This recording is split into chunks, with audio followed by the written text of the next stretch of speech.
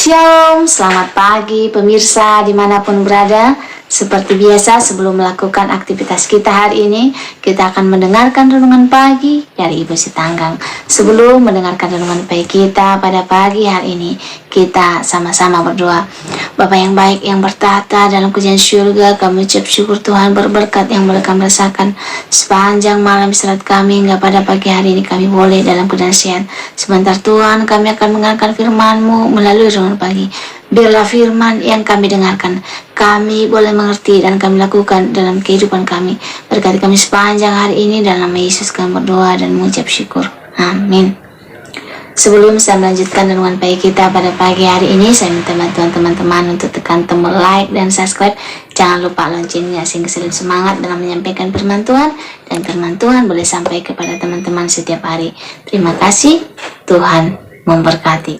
Judul renungan pagi kita pada pagi hari ini, kata orang. Ayat intinya saya ambil dari 1 Korintus 4 ayat 3. Bagiku sedikit sekali, artinya entahkah aku dihakimi oleh kamu atau oleh sesuatu pengadilan manusia.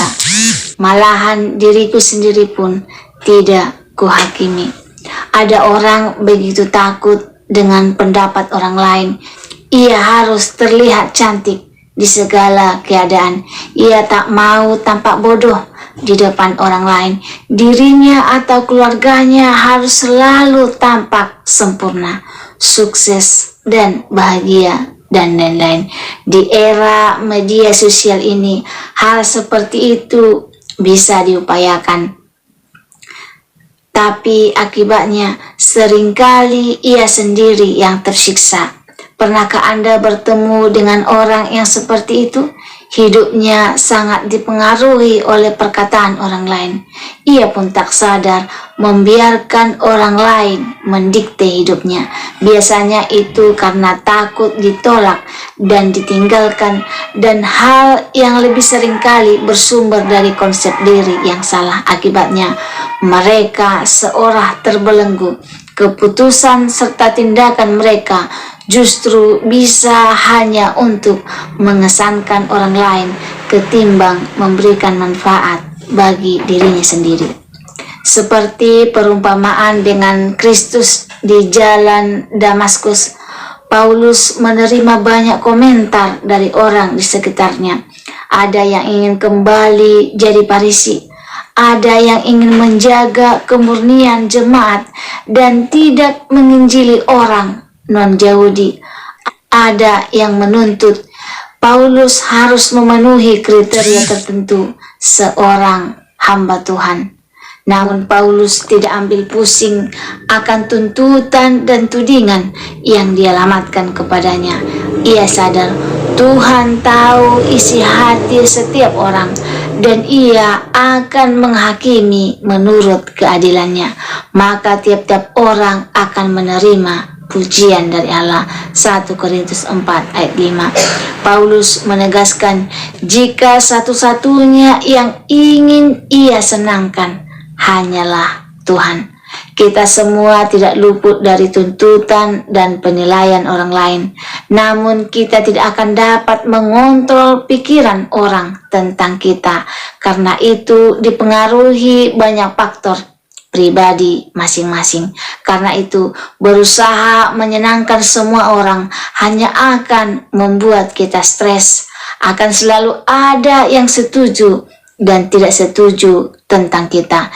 Ini bukan berarti lalu menjadi egois, tak mau menerima masukan, dan merasa diri selalu benar. Namun fokus utama kita adalah melakukan firman dan menyenangkan hati Tuhan, bukan mengesankan manusia. Terimalah dengan rendah hati saat dikoreksi dan didisiplin oleh firman lewat orang di sekitar kita. Percayalah, saat kita fokus melakukan kehendak Tuhan, orang yang sungguh mengasihi Dia pasti akan mendukung kita. Hiduplah untuk menyenangkan Tuhan, bukan sekedar mengesankan manusia. Semoga firman Tuhan pada pagi hari ini dapat menolong kita untuk memilih fokus kepada Tuhan tidak terlalu memikirkan apa kata orang tentang kita. Jika teman-teman merasa terberkati dengan firman Tuhan pada pagi hari ini, teman-teman boleh share di sosial media kamu, sehingga banyak orang-orang yang hanya memiliki tujuan fokus kepada Tuhan. Sebelum mengakhiri firman Tuhan pada pagi hari ini, kita sama-sama berdoa. Bapa yang baik, yang bertahta dalam pujian surga, kami ucap syukur Tuhan berberkat yang boleh kami rasakan melalui firman-Mu yang mengajarkan kami untuk fokus kepada Tuhan dan tidak terpaku tentang apa kata orang. Tuhan, berkati kami dalam melakukannya sehingga kami boleh fokus kepada Tuhan dan melakukan yang terbaik di mata Tuhan.